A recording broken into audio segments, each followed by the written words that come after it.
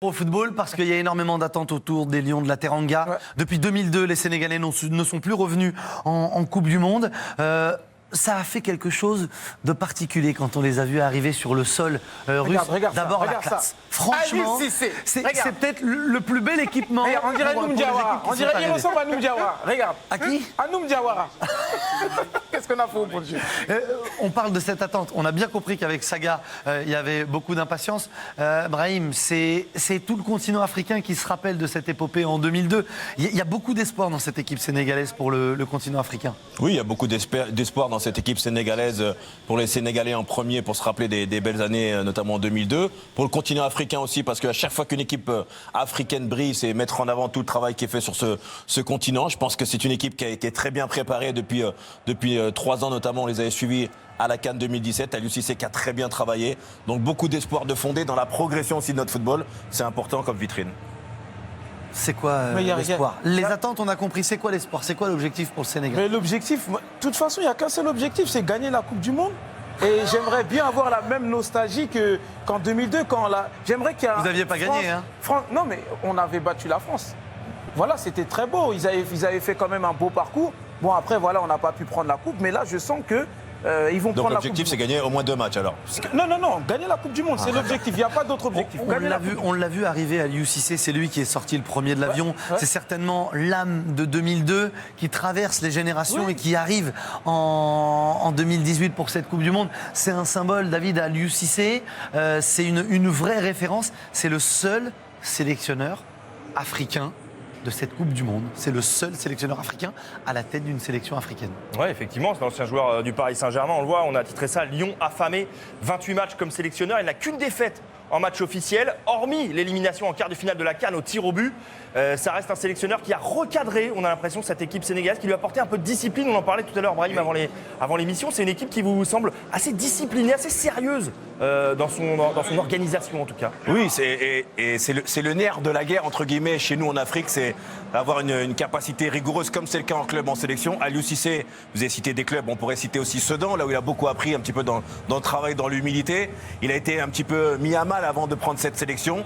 Et il amène cette rigueur, cette proximité avec les joueurs, cette confiance. Parce que n'oubliez pas que tous ces joueurs ont déjà des bagages sur le plan des équipes, comme Koulibaly à Naples, très important. Mais il amène toute cette petite rigueur, tous les petits détails qui font qu'en Afrique, une sélection est performante. C'est important d'avoir un Africain, un Sénégalais sur le banc du Sénégal. Exactement. Et puis c'est vrai que moi, je parle beaucoup avec l'équipe nationale du Sénégal. Il faut savoir qu'à l'UCC, il sait rassembler, il sait parler. Et ça, c'est important. Ça veut dire qu'il sait parler à l'équipe et ça renforce dans les moments qui ne vont pas. Et ça, c'est très important d'avoir un entraîneur comme lui. On va vous remontrer les images de 2002 très rapidement. Et de cette épopée, quart de finale éliminée par la Turquie. Quand on parle de l'âme, est-ce que le Sénégal est encore animé par tout ça? Il passe la balle, il continue, il passe la balle. Vite ah là là. Il va faire la danse, regarde, il fait des pauses. Regarde, il appelle tout le monde. Bouba Diop. 1, 2, 1, 2, 1, et 2, et 3, et 4. Non, mais c'est beau. Au moins, il aura dansé avant le match. C'est beau. Non, mais... Calme-toi. Il y a eu aussi ces grands matchs, on se souvient, face à l'Uruguay, face à la Suède. Les Sénégalais ont envoyé, ont animé le mondial 2002. Est-ce que c'est aujourd'hui la même chose? Est-ce qu'on peut comparer les deux générations, celle de 2002 et celle de 2018?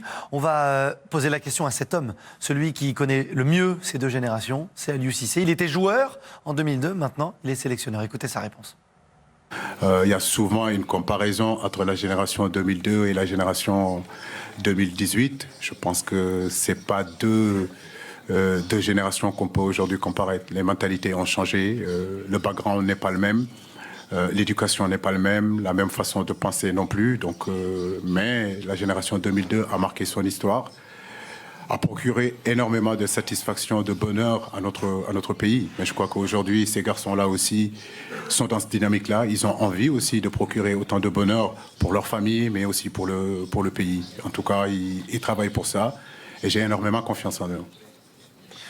Omar, Benjamin, du coup, on va retrouver du côté de Moscou notre duo de commentateurs. Le Sénégal est très attendu. On attend la composition d'équipe préparée par Aliou Cissé. Quel est le 11 de départ? Et parlez-nous aussi de celui de la Pologne avec Robert Lewandowski, atout majeur devant pour les Polonais. Effectivement, bonjour à tous. C'est un vrai duel à distance de buteurs, de grands joueurs entre Robert Lewandowski et donc Sadio Mané. Dans ce groupe, on l'a vu, on vient de le voir avec le Colombie-Japon, où tout est possible, où chacun a de réelles chances de qualification. Le 11. Tout d'abord de la Pologne. On va retrouver évidemment Lewandowski en attaque avec Milik, donc le Napolitain, pas de Glick, le Monégasque qui est blessé côté polonais. Et puis enfin pour le Sénégal, les compos on vient de nous les donner. On va donc retrouver comme attendu Sadio Mané titulaire, Ismaïla Sarr le Rennais également là, Sabali également le Girondin. Donc voilà pour le 11. C'est un match où deux grands joueurs évidemment sont attendus dans ce match, c'est Lewandowski et Mané. Oui, mais en même temps, ce premier match a de l'incidence pour les deux équipes parce qu'on disait que c'est probablement la Colombie qui était favorite. Là, en ayant perdu, forcément, le résultat de ce match va déterminer la suite. Et cependant, on dit que le Sénégal a une possibilité énorme d'aller chercher une victoire. J'espère que ça va être un des premiers matchs où on n'a pas une équipe plus forte que l'autre. C'est vraiment équilibré, donc en espérant que ça soit des coups contre coups. Et un des premiers matchs où il pleut aussi à Moscou pour une fois. Ça va être intéressant de suivre ça. On a vu la composition d'équipe des deux formations. D'abord celle du Sénégal, on va vous la remontrer. Saga, est-ce que ça vous plaît avec Sadio Mané juste derrière Diouf devant? Mais écoute, franchement, moi je fais confiance à Aliou. Je fais confiance à Aliou parce qu'il connaît l'équipe. Ça fait longtemps qu'il maîtrise cette équipe et moi j'ai pas d'objection. Franchement, c'est très bien, c'est très très bien. 4-4-1-1 avec beaucoup de densité, beaucoup de force au milieu de terrain, Brahim. Oui, beaucoup de force au milieu de terrain parce qu'on sait que c'est toujours un secteur de jeu particulier, là où les différences peuvent être faites. Moi j'avais une petite interrogation aussi avant ce match, c'était de savoir si Mame Biram Diouf, le joueur de stock, ou Moussa Konaté, l'Amiénois, pouvait utiliser un petit peu ce rôle de piston pour se positionner entre les deux centraux polonais. On a eu la réponse avec Mame Biram Diouf. Ce sont deux gabarits sensiblement similaires, de très bons joueurs qui vont permettre notamment à Sadio Mané de tourner autour et puis de mettre de la vitesse sur les côtés. Est-ce que vous nous permettez de parler